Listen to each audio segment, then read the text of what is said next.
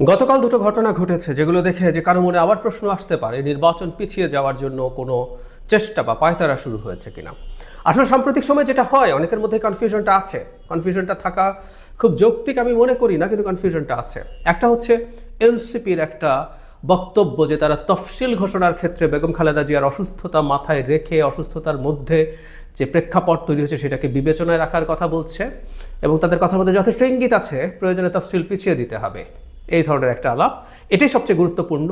এটা নিয়েই মূলত কথা বলতে চাই, এবং এটা আমরা খোঁজার চেষ্টা করবো এনসিপি এই ধরনের বক্তব্য আসলে কেন এনেছে। এটা কি নির্বাচন পিছিয়ে দেওয়ার খেলার কোনো অংশ, নাকি অন্য কিছু? আরেকটা হচ্ছে একটা রাজনৈতিক দল, সেটা নাম হচ্ছে বাংলাদেশ কংগ্রেস। তার সাধারণ সম্পাদক তিনি একজন আইনজীবী। তিনি ত্রয়োদশ সংসদ নির্বাচনের সব কর্মকাণ্ড স্থগিত করার কথা বলছেন। এটাকে কগনিজেন্সে নেওয়া উচিত বলে মনে করি না। যেসব উদ্ভট কথাবার্তা ওখানে বলা হয়েছে এটা খুবই অযৌক্তিক। যেমন নির্বাচন কমিশন যে বিভিন্ন পর্যায়ে নির্বাচন কমিশনের বাইরের কর্মকর্তা নিয়োগ করছেন, যেমন আমরা জানি রিটার্নিং অফিসার অনেক ক্ষেত্রেই, বা এখন পর্যন্ত অন্তত যেটা হয় যে সরকারি ডিসিরা হন, অ্যাসিস্ট্যান্ট রিটার্নিং অফিসার হন, উপজেলা মানে ইউএনওরা, এটাকে তারা এক ধরনের চ্যালেঞ্জ করার চেষ্টা করে বলছেন সব স্থগিত করে দিতে হবে। এটা নাকি সংবিধানের সাথে সাংঘর্ষিক। ভুল কথা। আর্টিকেল 120 পড়লে যে কেউ বুঝবেন নির্বাচন কমিশন চাইলে তাকে যে কোনো রকম কর্মকর্তা দিতে পারে।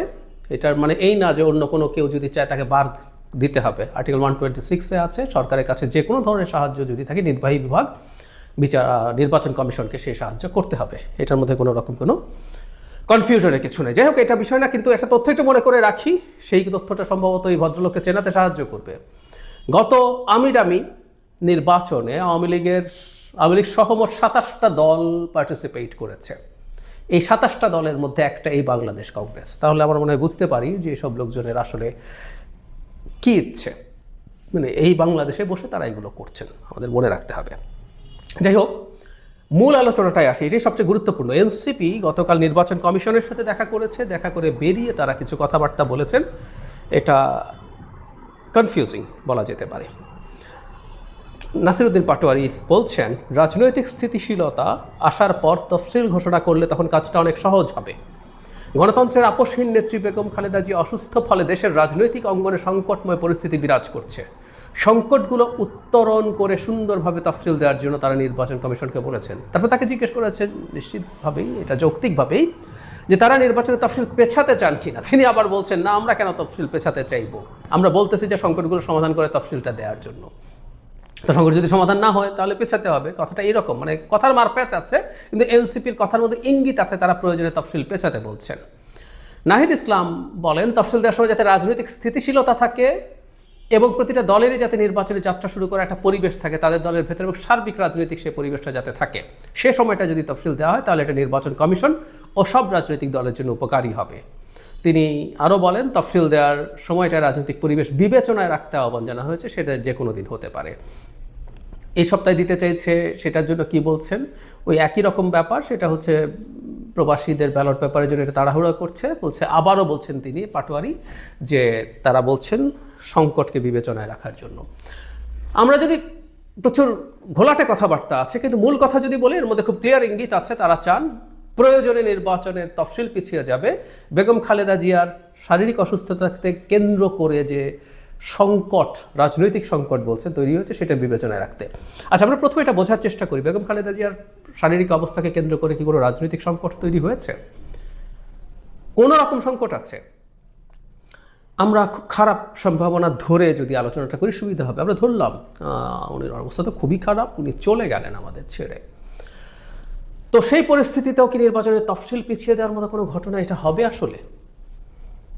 বেগম খালেদা জিয়া আমাদের অত্যন্ত শ্রদ্ধার একজন মানুষ। আমরা প্রায় বলছি, অনেকেই বলছি যে তিনি ওনার দলের গণ্ডি পেরিয়ে একটা খুবই গুরুত্বপূর্ণ জাতীয় নেতায় পরিণত হয়েছেন, আমাদের অভিভাবকের আসনে গেছেন। এটা খুবই দুঃখের ব্যাপার, খুবই কষ্টের ব্যাপার। কিন্তু বেগম খালেদা জিয়া তার দলের কাগজে কলমে চেয়ারপারসন থাকলেও তিনি আসলে এই দায়িত্ব পালন করছেন না বহুদিন। শেখ হাসিনার সময় যখন তিনি খানিকটা কেপেবলও ছিলেন, তার একটা বিরাট অংশ তিনি জেলে ছিলেন। পরবর্তীতে তার শারীরিক অবস্থা এমনটাই হয়েছে, শেখ হাসিনার সময় তিনি কাগজে কলমে বাইরে থাকলেও সেটা পুরোপুরি মুক্ত না। আর পরে তার শারীরিক অবস্থা 5 আগস্ট পরবর্তী সময়ে এতটাই খারাপ ছিল, তিনি আসলে চাইলেও পারেননি কোনোভাবেই এই দায়িত্ব পালন করার জন্য। দলটির ডিফ্যাক্টো চেয়ারপারসন আসলে জনাব তারেক রহমান বহু বছর থেকে তিনি এই দায়িত্ব পালন করছেন। সুতরাং বেগম খালেদা জিয়া যদি আমাদের ছেড়ে চলেও যান, এটা এমন কোনো সংকট তৈরি করতে যাচ্ছে না যেটা রাজনীতিতে সমস্যা তৈরি করবে। তার চাইতে বড় কথা হচ্ছে এই, যদি সেটা হয়ও, এটা সমস্যা যদি কারো তৈরি করে, সেটা হচ্ছে বিএনপির সমস্যা তৈরি করবে। বিএনপি কি নির্বাচনের তফসিল পেছানো চাইবে? আমি মনে করি কোনোভাবেই চাইবে না। বিএনপি চাইবে এই নির্বাচনটা যেই শিডিউলের মতো বলা হচ্ছে তার মধ্যেই হতে হবে, কারণ এটা পেছানো মানেই হচ্ছে ঈদের পর নির্বাচন চলে যাওয়া এবং সেটা খুবই আনসার্টেন হয়ে যাবে। সুতরাং এনসিপির এই আলোচনাটা দেখে যে কেউ আমরা বুঝতে পারি খুবই অযৌক্তিক কথা তারা বলছেন, কিন্তু বলছেন। রাজনীতিতে মাঝে মাঝে মানুষ অযৌক্তিক কথাও বলেন, তারা আসলে কোনো একটা কারণে, আমরা আসলে ওই কারণটা খুঁজতে চাই। এনসিপি কেন তাহলে এই কথা বলছে? আবারও বলছি, ইললজিক্যাল, যে কেউ এটা বুঝতে পারবে, কিন্তু এই কথাটা বলছেন আমি ধারণা করি এনসিপি বিএনপিকে চাপ দিতে চাইছে। এখন প্রশ্ন, কেন চাপ দিতে চাইছে? আমার ইন্টারপ্রিটেশন, আমার অনুমান, আমার ব্যাখ্যা, এনসিপি বিএনপির সাথে নেগোসিয়েশনে গেছে এবং এই নেগোসিয়েশনের সময় যেটা হয়, বড় দল কতটুকু ছাড় দেবে না দেবে সেটা নিয়ে সে খুবই হিসেব নিকেশ করে। আর বিশেষ করে এবার তার এমন কোনো কম্পিটিশন নেই যে তার জন্য তাকে প্রচুর ইমেজ বিল্ডিং করতে হবে। বিএনপি খুব সহজেই বিভিন্ন জায়গায় জিতে যাবে। বরং আমি আবারও বলছি, বিএনপি যেসব সিট ছাড়বে সেই সিট অনেকগুলোতেই পরাজিত হওয়ার সম্ভাবনা থাকবে যদি আরপিওর ওই আইনটা বা বিধিটা চেঞ্জ না করা হয়। যে আগে যেমন জোটের যে কারো মার্কা নিয়ে যে কেউ নির্বাচন করতে পারতো, অর্থাৎ বিএনপির জোটের লোকজন ধানের শীষ নিয়ে নির্বাচন করতে পারতো, এবার যদি আরপিও আবার সংশোধিত না হয় তাহলে সেটা পারবে না। সেটা যদি না পারে ছেড়ে দেওয়া আসলে বেশিরভাগ ক্ষেত্রে বা অনেক ক্ষেত্রেই পরাজিত হবে। বিএনপির যদি তার স্বতন্ত্রকে ঠেকাতে না পারে, অনেক স্বতন্ত্রই হারিয়ে দেবে। আর ওই নিয়ম আসলেও এনসিপি সম্ভবত ধানের শীষ নিয়ে নির্বাচন করবে না, জোটে গেলেও শাপলাকলি নিয়ে করবে।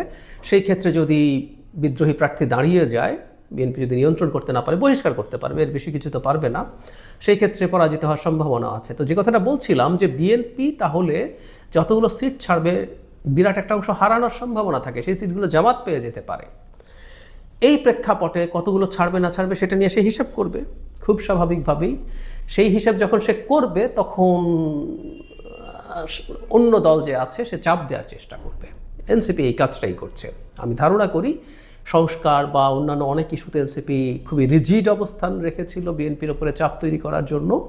এখন এই তফসিল নিয়ে এই আলাপটা মূলত সেই কারণে। আমরা পত্রপত্রিকায় বা কোনো না কোনো জায়গায় মাঝে মাঝে এই খবরটা পাই যে তাদের ডিজায়ার্ড নাম্বার অফ সিটস তারা পাচ্ছেন না।